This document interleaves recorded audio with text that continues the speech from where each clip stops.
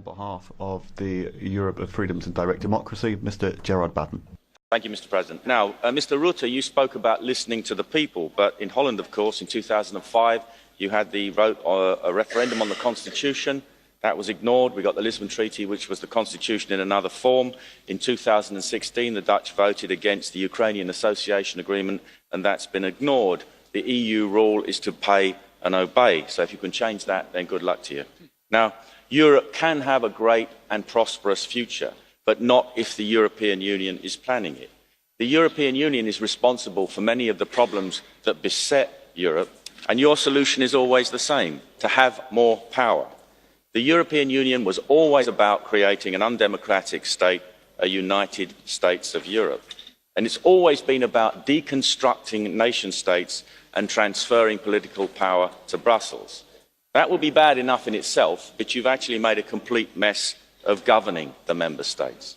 There are two areas in which this is obvious to the ordinary citizen: the economy and security.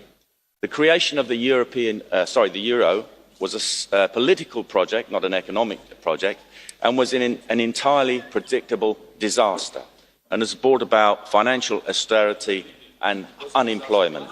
The dead hand of European bureaucracy impedes business and makes it increasingly harder for small businesses to operate, to create new jobs and to grow prosperities. Your policies have blighted the lives of millions of people. Meanwhile, our security is endangered because of the results of mass immigration. Under Mrs. Merkel's leadership, you have brought in millions of people from Africa, the Middle East and beyond, and you intend to bring in millions more. You have turned many parts of Europe into foreign countries. You use the emotional blackmail argument of talking about helping defenceless refugee families, and yet the reality is that the vast majority of these migrants are young men from Islamic countries. This is not immigration, this is invasion. Traditionally, Europe resisted Islamic invasion. Heroic struggles in the siege of Malta at the gates of Vienna have now been replaced by abject surrender.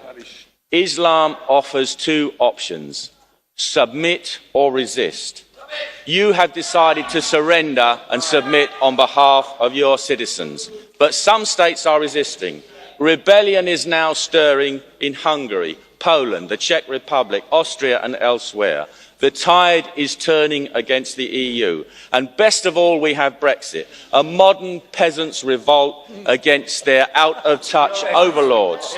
When Britain leaves the European Union, we can point the way for a Europe of independent, democratic nation states. Most people want a Europe of genuine trade, friendship and cooperation. They do not want rule from Brussels. Hear, hear. Well